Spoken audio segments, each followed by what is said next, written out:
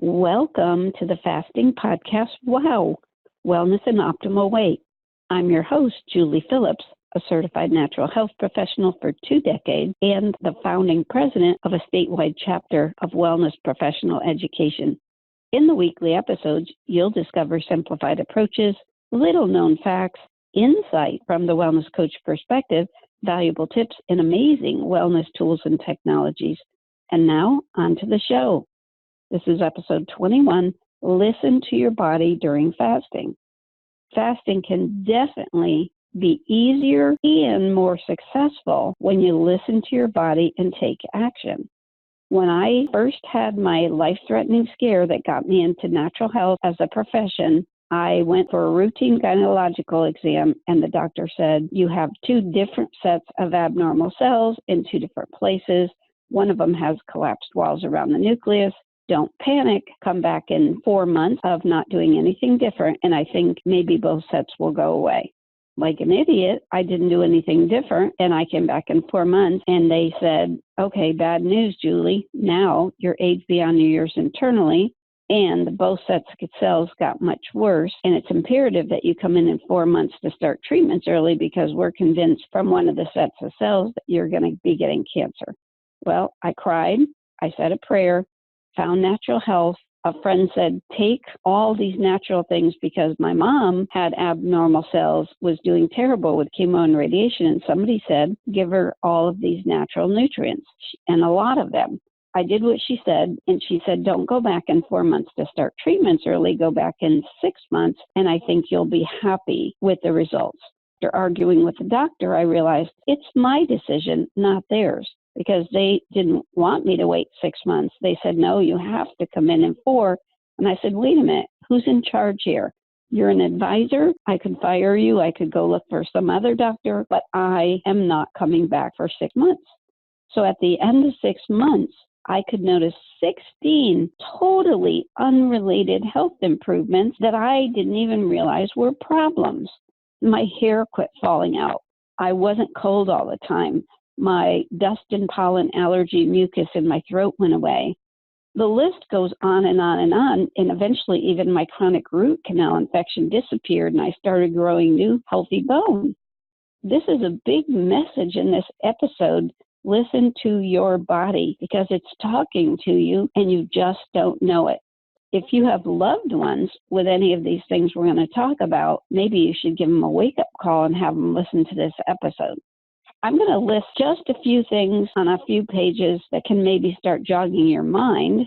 And I want you to take note of which things apply to you or even a loved one if they're open to this. If you're getting gas, bloating, or heartburn, these are clear signs your body's not getting an A+ in digestion. The previous episode, 20, was about heartburn and fasting. So you may want to check that out if that applies to you. By the way, some of my biggest prayer list people are people that get the burning sensation with their digestion, and they get 1 or less bowel movements per day. They don't get 2 large, long, brown, smooth bowel movements every day. So they're stopped up. So that's a big, big clue right there. If you're tired all the time, that's a problem. If you feel cold or hot most of the time, either way, your body's speaking to you. Skin bumps, discomfort, foggy thinking. Need a nap after a meal?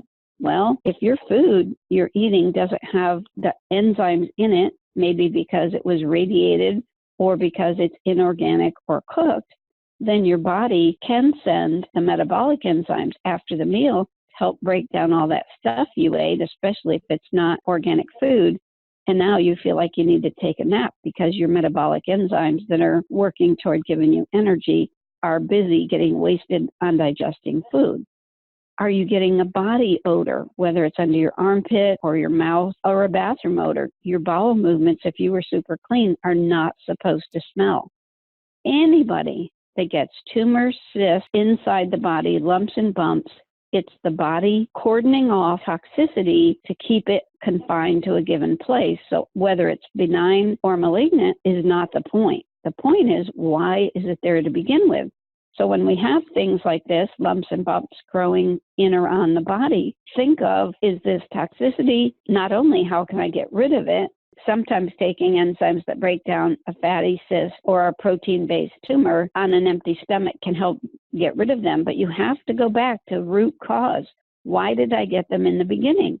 Maybe you got a fatty cyst because you weren't digesting your fats properly. Maybe you got a tumor or of some other growth made of protein because of eating toxic food or not having good digestion. If you've got a rash or acne, that's definitely a major sign. What about itching? Regardless of where you're itching, whether it's your scalp or anywhere on your body or the rectum. And by the way, the rectum can be a clue about parasites. What about wounds that don't heal? What about hair thinning? Your nails have ridges. There's a whole science about face, tongue, and nail analysis that's very interesting. So if you have ridges on the nails, for example, maybe that's a sign of digestion. What about those little lines between your eyes? What about spots or coating on the tongue? And different kind of signs can mean different things. Bags under the eyes, maybe a connection to kidneys. Teeth problems. Did you know that every one of your teeth have a connection down through an energy meridian to some organ like a kidney or liver? What about if your swelling in your water in and outside the cell isn't balancing properly? Are you getting a chronic discharge like I did, and even the doctors with every antibiotic they threw at it could not get rid of the discharge, and finally concluded, well, really most women have them, so don't worry about it. Well, that was absolutely linked to my cell problem. What about frequent infections? Maybe we need to wonder how strong and healthy is the immune system. Bad breath, no appetite, the bad breath. It's possible that you are in fat burning mode with the fasting that you're probably trying to accomplish. And when the body is burning fat, it actually produces ketones in the liver, and the ketones could cause bad breath. But if you're getting bad breath, you could try drinking more water. Maybe it's too stagnant. So if you drink more water, maybe the excess will come out in the urine instead of out your breath. So that's a nice clue. What about no appetite? We actually have a really fabulous bitters tonic that's very helpful. And restless nights. If you're not sleeping well, everything goes downhill. And persistent allergies, well, you might be thinking, do I have a lot of toxins in there that are affecting my system not being able to deal with things? There actually are people that can eliminate allergies energetically, and they're all over the world. Eliminate allergies to almost anything, even things that are good for your body. That's called NAET. What about constipation? Lethargic? What if your nails or hair are not growing or getting brittle? Do you readily hit plateaus when you're fasting for weight loss or gain your weight back with yo-yo dieting? So let's take some action and monitor. Make a list of things to address or monitor and mark your calendar to check them. The key concept, the basic theme, nourish, balance, and cleanse the body. That keeps it simple. That's a summary. Start eating and drinking super clean, organic, and all natural. It's not that much more expensive. Plentiful pure water. Episodes 3 through 6 are very thoroughly covering the topic, and we want you to have an avoidance of plastic bottled water and definitely get the purest water you can get.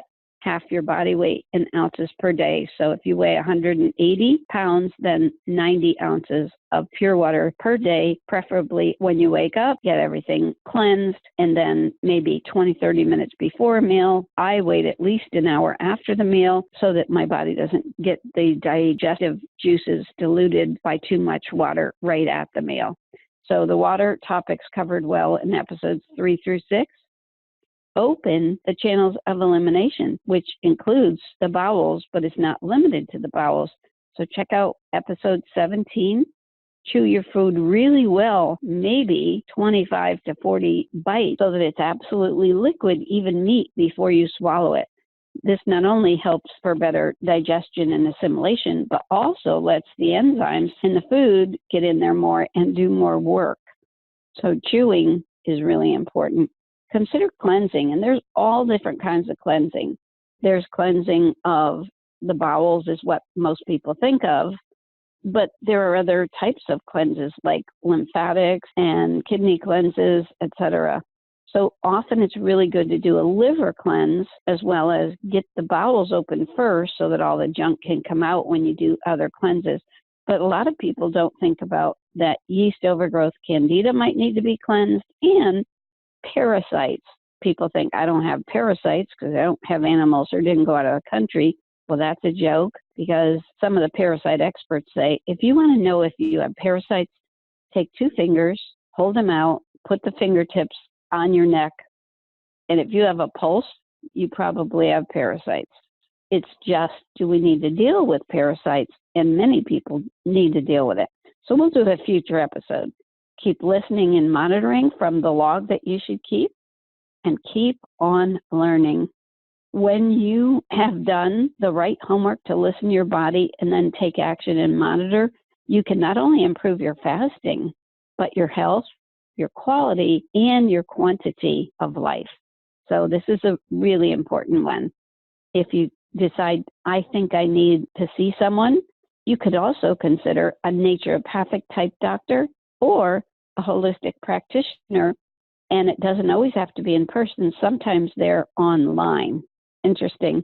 So go ask your local health food store who they would recommend.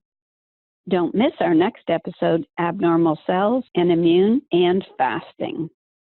Possible next steps. Watch our next episode, refer others, and check out our website, thefastingpodcastwow.com. And watch our Wellness and Optimal Weight Wow video with the doctors at www.lifeboatdoctors.com. That's 28 minutes. Podcasters, please give us a 5-star review on iTunes if you like it, Podcoin if you use it, and YouTubers, we hope you like this video and subscribe to our channel. Remember, stay positive, focused, and determined, because where the mind goes, energy flows.